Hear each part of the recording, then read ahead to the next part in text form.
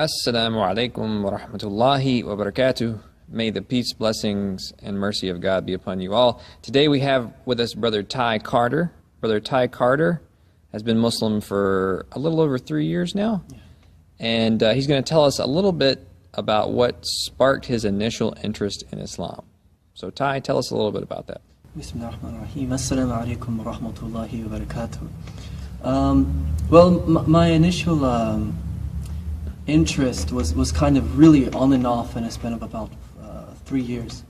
It began with, I ended up late at night speaking to a sister online from Indonesia, and we were just talking, and eventually I myself was very heavily into teaching the Bible, teaching children about certain things and different concepts.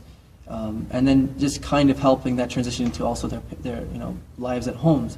When eventually we began comparing the Quran and the Bible, she said that she also had the story of Adam and Eve in there, and one of the very striking things that kind of perhaps gave me a taste of it was when she told me about the result of how Adam and Eve, when they bit the apple, and how Allah subhanahu wa ta'ala just simply forgave them. And then it just kind of made me just really thought about how all of this is perhaps one of the things that could possibly answer some of the questions that I've had for a very, very long time. And I just never knew where to go. So after a time, I lost contact with her and just kind of began living my own life. Just went back to doing other things, playing with music and just doing different things. But at the end of the day, there was always a question that was still persistent, and that was, is there another side of all this? Some of the things that just didn't make sense to me was how unfair and unjust, the Christian narrative was for me. Was Jesus Christ the last one? And if he is, then I kind of felt like, was that message complete? And finally, eventually, I began to attend classes at GTCC, or then I met another sister, and I remember specifically, and I asked her about her hijab, and because I shared with her a story about this sister I used to speak to, and she began telling me about why she wears it and different things like that, and we began to kind of have this continuous conversation between us, and I was somewhat trying to convince her that that was ridiculous and different things like that. But then little by little, I think I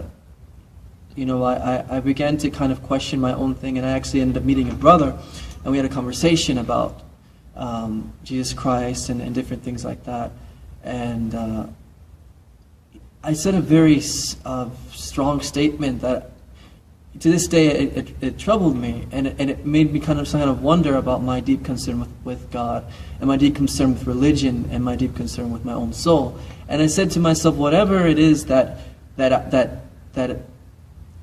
I am placed, if I'm placed in hell, or if not, so on and so forth, he said, then it doesn't really matter.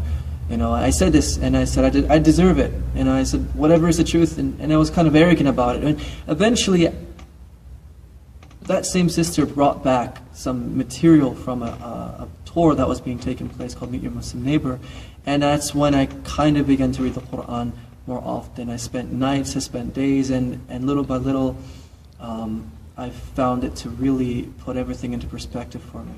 So you received the English translation of the meaning of the Quran that you're holding in your hand for free from a sister, and this was at a dawah event that was happening at a masjid. So just briefly, what part did that play in your journey to Islam, having free access to the translation of the Quran to read?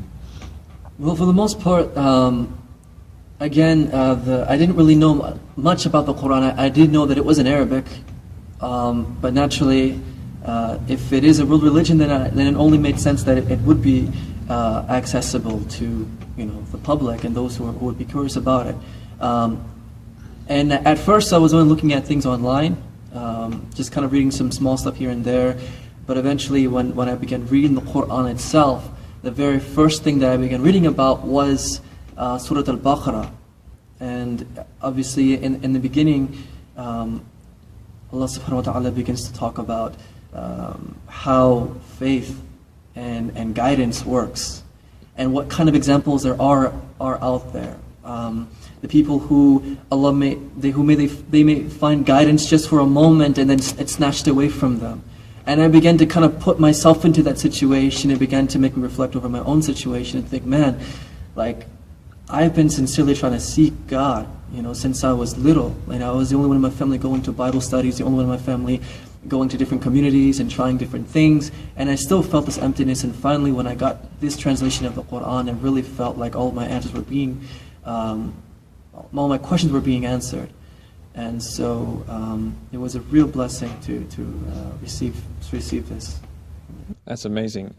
Now, could you please, just to end this video, give some words of encouragement to your Muslim brothers and sisters here in the community to, support this project so that, these Qur'ans can continue to be free in college campuses and dawah organizations and prisons, hospitals all over the country? Well, number one, I think that the Quran has, what's interesting to me about the Quran is it has something that for everyone in particular. And I think that for a book, if you should say that it is from Allah subhanahu wa ta'ala, then it is going to definitely affect a person on that personal level. And I think by not supporting it, you're definitely taking that away from those out there who are really in need of it. Who really need their questions answered, who are really going through a spiritual crisis, or even a emotional or physical crisis. They need that, and I think the Quran is definitely a hope and a mercy to those in need of it. So please definitely support it. Brother Ty, thank you very much. May God Almighty continue to increase you in faith and take your soul as a believing Muslim. Assalamu alaikum wa rahmatullahi wa barakatuh. May the peace, blessings, and mercy of God be upon you all.